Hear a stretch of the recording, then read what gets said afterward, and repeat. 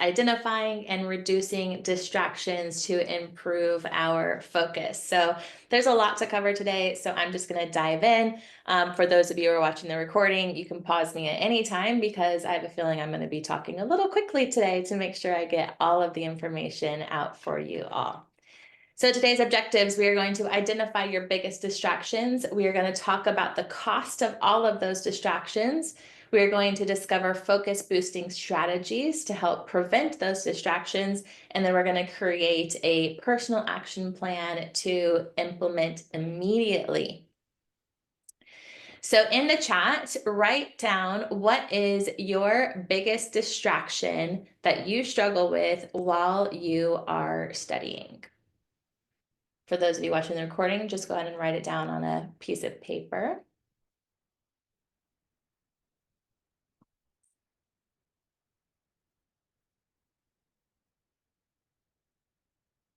And as you are thinking and writing down your distractions, let's talk about the three major types of distractions. We have external distractions, internal distractions, and then I like to break that down to a third type, which would be digital distractions, which I see a lot from a lot of my clients.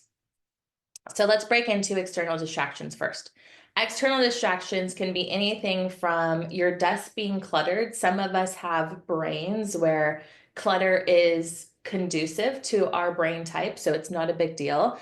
But for the majority of every client that I work with, clutter is actually distracting to their brain. They're not able to focus as well, not because the clutter is necessarily obviously distracting them, but it's not a clean space for them to be able to just have their brain operate smoothly. It's like these peripheral things are working our subconscious a little bit. Of course, the phone is a big distraction, and notifications on top of that, whether you have your email notifications on, your Teams notifications on, your text notifications on, anything along the lines that could be notifying you, that little bing bing really pulls distraction and pulls our attention away from what we are doing.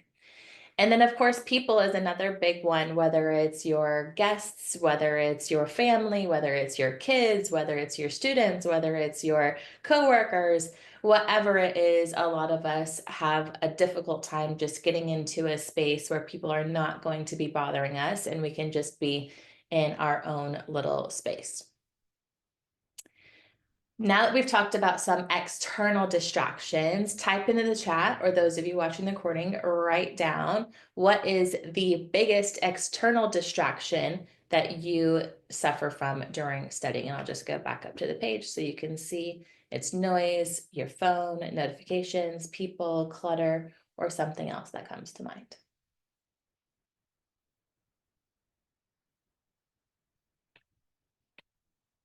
Then we are going to dive into internal distractions. And I am doing a brain health certification course right now, which talks so much about internal distractions.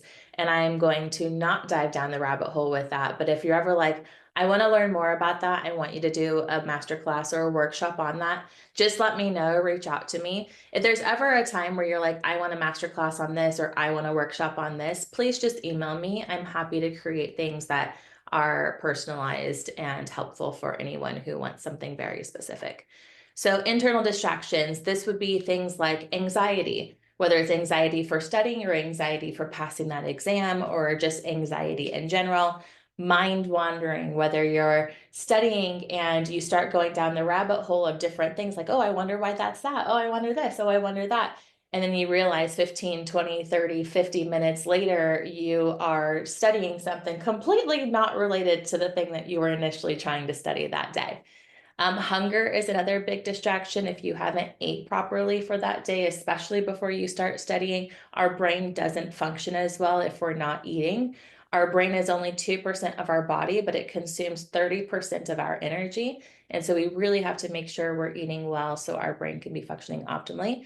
And then fatigue is another big, whether that's because you didn't sleep enough or because you're just worn out from your day, whatever the case it was, these internal distractions tend to be what most people suffer from, even more so than external distractions.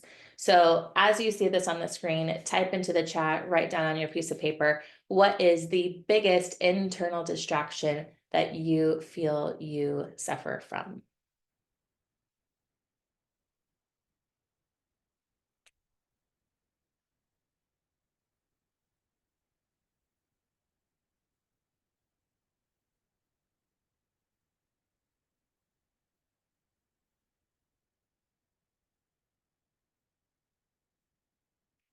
Let's pop into digital distractions. In this day and age, it is so easy to be distracted by digital media, whether that's social media, YouTube, emails, texting, the news. The news is a distraction for a lot of people right now because the US is a little interesting in this moment. And I'm just going to keep it as politically neutral as possible by saying it is really interesting in this moment. And this is causing a lot of distractions in general, whether we're able to not sit and study because we're worried about what's happening, whether we are almost in this dopamine deficiency, so we find ourselves doom scrolling all the time. Whatever the case it is, digital distractions are, in my opinion, one of the most obvious and easily manageable distractions in the world at this moment with a lot of my clients. So in the chat on your piece of paper, write down the top digital distraction that you feel is keeping you from studying optimally.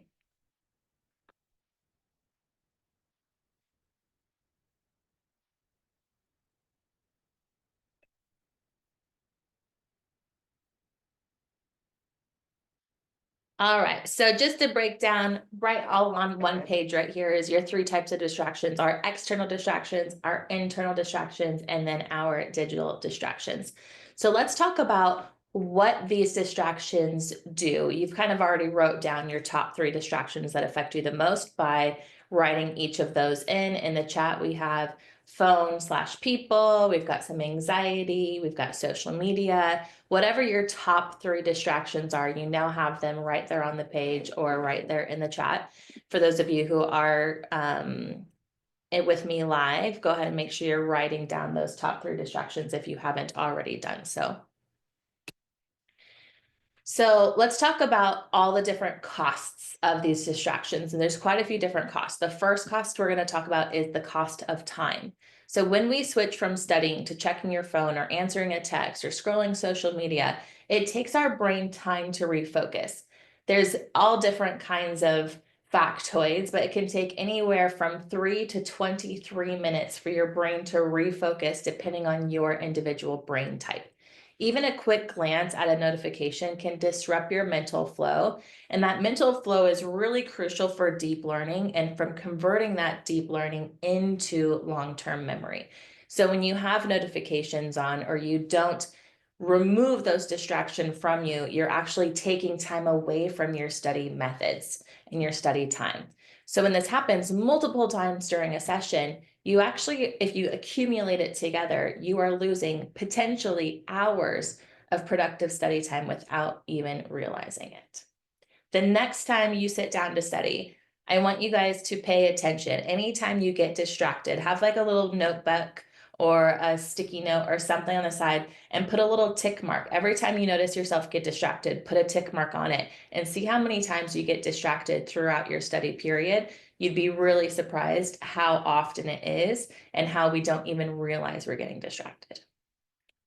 So ways that we can prevent these time distractions. The first way is something simple as putting all of your notifications on Do Not Disturb. You put your email on Do Not Disturb, your Teams, your text messages, you put everything on Do Not Disturb. A lot of times I'll put my phone in airplane mode. So there's like literally no way anything's going to come through.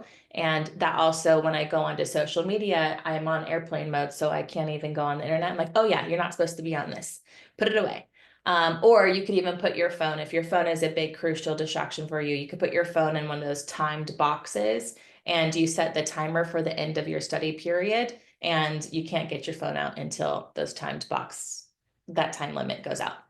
The next is the Pomodoro method. You guys have heard me talk about the Pomodoro method, probably ad nauseum at this point, but just a real quick recap, the Pomodoro method is a designated time of focus and a designated time of distraction. The classic is 25 minutes on, 5 minutes off, but everybody's brain operates a little bit differently. Some people need 10 minutes on, 3 minutes off. Some people need 45 minutes on, 15 minutes off. Everybody's a little bit different. If the 25 minutes on, 5 minutes off isn't for you, start experimenting with different time frames to figure out what is helpful for you. The second is the third is a brain dump notebook. So next to you, it's nice to always have a type of notebook. You're always going to use the same type of notebook that when you get thoughts that pop into your head, oh, I forgot to do this. Oh, I need to do that. Oh, I want to go look this up. Oh, I'm curious about this. You write it down in that brain dump notebook so you can have it off of your brain. Your brain knows, okay, I wrote it down. I can come back to it, and you get to come back to it later. You write it down, you're not going to forget it. Your brain's not going to keep reminding you. But when you have time outside of your designated study time, you can go back to that notebook and cover any of the things that you want to dive deeper into or you need to make sure you complete. This is also kind of the setup of our concentration companion notebook. If you haven't looked through that yet, we have it offered on the site, but it is a notebook set up specifically for the proper way to take notes. So you can really optimize the way your brain is working and you can be as focused as possible. Next is the cognitive cost of distractions. Distractions can lower our retention by 40% and increase our errors by 50%. This, I had to go and deep dive research. I was like, is that true? That's insane. And some of the numbers are even higher than these numbers. So I went with the lower numbers. And this is crazy how much it can lower your retention and increase your errors. Our brains thrive when we're doing deep, focused, uninterrupted work. And so it's really important to have time blocks or separate times that you are making sure you are able to just sit and focus. When distractions break this cycle, our working memory, so we have quite a few different memories, short-term memory, long-term memory, and then we have a working memory, which is how much we can remember at one time. It's typically between 3 and 9 things, depending on what brain type you have. And when we're trying to study one thing, learn about the geographical influences, we're talking about wine in general. Wine studying is really working memory heavy. And so when we pop over to check our phone or check our email, we're bumping something out that is crucial from that working memory, and our learning becomes less and less efficient the more things that are distracting us. Constant interruptions prevent our brain from transferring that long-term memory or transferring information into our long-term memory. So our working memory, 3 to 9 things. Our short-term memory is typically about 3 things. And then our long-term memory is our immense amount of memory that we can think of and pull up when we take our exams. The way that we can try to mitigate these things is to optimize our study space. And if you haven't watched our number 2 masterclass, which was November's masterclass on creating a productive study environment, I highly recommend going back and watching that recording because I dive deep into all of these things and help you figure out ways to better optimize your study environment. But just a quick recap of it is first to declutter your environment. If you have books stacked up and they can go back onto the bookshelf, put them onto the bookshelf. If you have, like me, quite a few different water bottles and different things around you, you can go and put things where they go. If you need to file some stuff away, you need to put notebooks away, just declutter your environment. Only have the things that are necessary for you to focus on your study environment. Next is lighting. Lighting is really important. The more natural light you can have, the better, but a lot of us can't have a ton of natural light. And so getting a light that really intensifies or almost imitates natural light is great. I'll just do a little, you guys can see this is one of the lights that I have that I got specifically for my study area, my office. This is called a Sputnik light. And it distributes the light across the whole area, which is really helpful. You can also do reading lamps. You can do all different kinds of lighting. If you go into that number 2 masterclass, we really dive into lighting specifically. And then next is to use all 5 senses when you are studying. For smell, figure out what scents make you most focused. Touch, what around you do you need to be touching? Do you need a cool kind of pin like me where I have 4 pins in one? If you guys remember these back in the day, I'm obsessed with these kinds of pins. And certain notebooks, certain textures. Taste, do you want to have like a peppermint tea or water or electrolytes or something next to you? Hearing, what sounds help you focus? Some people it's white noise, some people it's silence, some people it's reruns of Friends. That's me, by the way. I like having TV on in the background, stuff that I've seen over and over and over and over again. And then your sight is the big thing. Are you decluttered? Is your light conducive to the way your eyes are looking? Is your screen big enough? Is your screen in the area that makes sense for your brain so you're not looking up or looking down? It's being beneficial for our body. And ergonomic types of chairs and things along those lines. I have an ADHD chair, which is, oh my gosh, saved my life. I finally broke down and bought it. It's not cheap. And I absolutely love it because I move constantly in the way I sit. And it's really helpful for me because I'm not messing my back up anymore. Next is the mental cost of distractions. Every time you check your phone or switch tasks, your brain burns extra energy, leaving you mentally drained sooner. So the more you switch your task to something that is not conducive to studying, the more you're burning fuel. It's like you have a tank of gas in your tank, in your car, and you can only have so much before you have to refill. Our brain is like that as well. Everybody's tank size is a little bit different depending on your specific brain. This leads to frustration, oftentimes procrastination, and for sure, if you're anything like me, it leads to burnout, which makes studying become overwhelming. And we often start to procrastinate studying because it becomes more overwhelming than helpful. The stress from distractions can also lower motivation and confidence, which can cause anxiety before exams. So how do we prevent that? We need to do 2 things. We need to take very strategic breaks. Our mind needs breaks. And those breaks are different depending on who you are and how your brain works. Those breaks can be anything from taking a 5-minute study break in your study period. It could also be taking very specific days off where you don't study at all that day. It could be doing movement breaks where you go do some yoga or some workouts or whatever the movement is that you like. And second is to set goals for your study period. So today I'm going to sit down and study. I'm going to make sure I cover X, Y, and Z.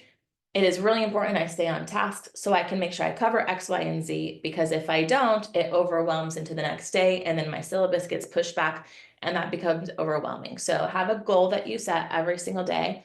What I like to do is the night before my next day, I like to say my goals for the next day are, write down the things I want to accomplish, study-wise, work-wise, whatever it is. And that way, when I come in the next day, I see, oh, these are the things I want to do. I don't have to try to organize things and get things together. I already set my desk up for the next day. Everything's ready to go. So when I sit down, I know my 3 things I want to accomplish. My desk is already set up to be conducive for me to make those goals happen. And it just starts you off on a really good footing. So the hidden cost of distractions. Distractions don't just waste your time, they hijack your learning process. They burn your brain fuel. So by reducing these distractions, you can study more efficiently, retain more information, and walk into your exam feeling confident and prepared. Focus is a skill that we build over time. This isn't something that comes naturally to most of us. And so if you notice, man, this is really hard, you need to celebrate the small wins that you have. If it's really easy and it's really common for our brains to think about what we're missing or what we're not doing enough of or what we didn't get yet, rather than saying, ooh, I sat down and I actually got all 3 of my things done today, or ooh, I got my desk cleared, or the small little things, the more you celebrate those small wins, the more motivation and dopamine you will have because you're focusing on what you did, not on what you didn't do.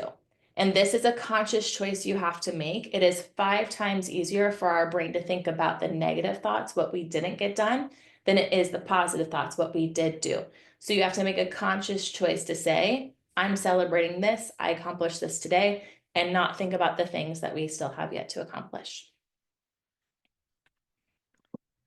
The next is having a pre-study ritual. So for me, what that looks like is the night before, I write down all the things that I want to do. I make sure my desk is how I want it to be. And then when I was studying very specifically for wine exams, but I'm still studying for a lot of other exams in this moment, I'll have a certain drink that I always have next to me. I always have a protein shake before I start to study. I always have these little focus gummies in case I notice my brain start to like dwindle a little bit. I always have some snacks next to me, some brain healthy snacks. These are nice. It's like just a trail mix. And I have certain sounds that I like when I know I need to really sit and focus. The way I like to think about this is the intensity of focus is what is going to control the sound I have in the room. If that thing I'm learning, right now I'm learning all about the brain, and it's like incredibly intense stuff. You can see my little diagrams and everything I'm doing. This is all very new stuff for me, and I have to really use like 100% of my brain power. So I actually have it silent while I'm doing these because I need all of my brain power focused. If it's something where I'm like, oh, it's only going to take about 50% of my brain power, sometimes I'll have some like ADHD sound music on. You can just type in ADHD sounds into YouTube, and there's some great tracks. And if it's something where I'm going to be reviewing and not using a ton of brain power, then I have friends or something that I've heard and seen a million times on in the background. And then there's always a scent that I have. For me, it's having like lavender is really common for a lot of people. Lavender is what I use to go to sleep. So I don't do lavender in my study. I do citrus and mint kind of notes.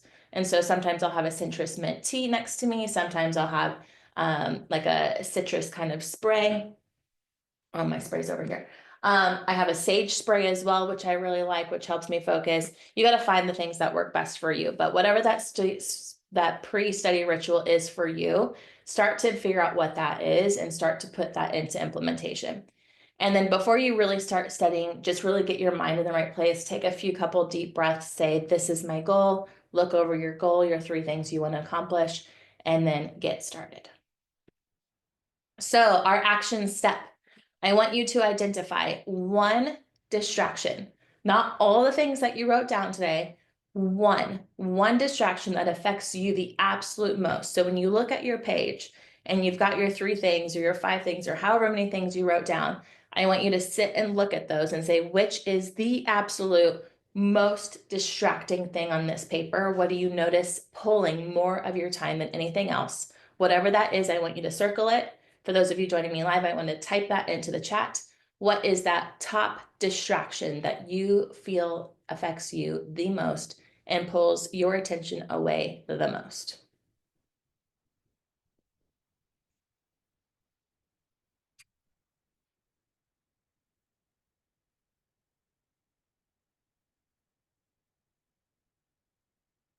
Now that you have that one thing, that top thing that affects you the most, I want you to create a strategy to reduce that distraction. We talked about a ton of different strategies just now: optimizing your space, do not disturb, Pomodoro methods, brain dump journals, lighting, using all of your senses, a pre-study ritual, setting goals, taking breaks. There's a ton of different strategies there for you.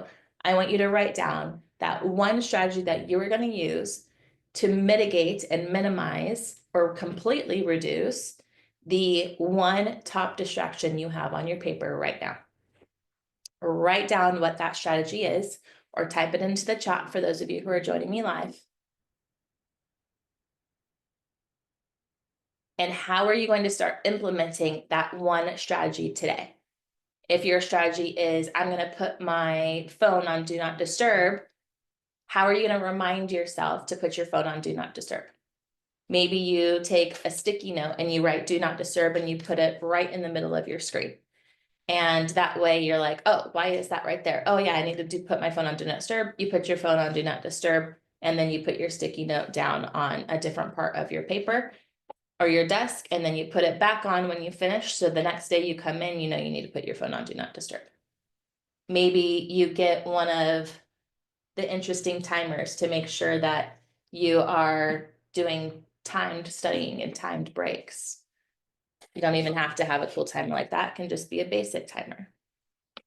Timers are a big thing for me. I use my oven timer a lot as well because my oven timer will not turn off until I actually push the off button. And the oven timer is like a really freaking annoying timer. And so with that, I have to get up and actually go turn the timer off. I use that more often than not to make sure I eat than anything because I'm like, why did I put the oven timer on? I'm in the kitchen. Oh yeah, I need to eat. And I'll usually put out the things to help me remember I need to eat. So I'll put my plate out and my fork and all the things out that can be out on the counter to remind myself. Because even then, I will still forget sometimes, even having the oven timer on. So one in the chat says, I need to change our phone systems and will not follow up with guest reservations until 4:30 p.m. on days we are open, or follow up with Open Table and find a better solution. I love that. That is a really great idea. It is really easy for us to give our time to other people. I suffer from this as a coach. I allow all of my one-on-one clients to have access to me through text. And it's really easy for me to just want to check the text real quick and message back to them, but then that throws me off. So I have to make sure I schedule certain times in my day where I'm going to respond to my one-on-one clients. All right, a little recap of today. We identified common distractions, external, internal, digital distractions, also environmental distractions, but environmental is all part of what we just talked about. We learned the cost of distractions. We explored focus boosting strategies, and you now have an action plan to mitigate one distraction. You now have one strategy to implement for a better study session. So your next step after today is to put that chosen strategy into action and start to track your progress. So you could even have something as simple as a post-it note that you sit on your desk and it says Monday, Tuesday, Wednesday, Thursday, Friday, Saturday, Sunday, and you put a little check mark if you did your study strategy and your distraction strategy that day. Just put a little check mark so you can track that you are doing this for yourself.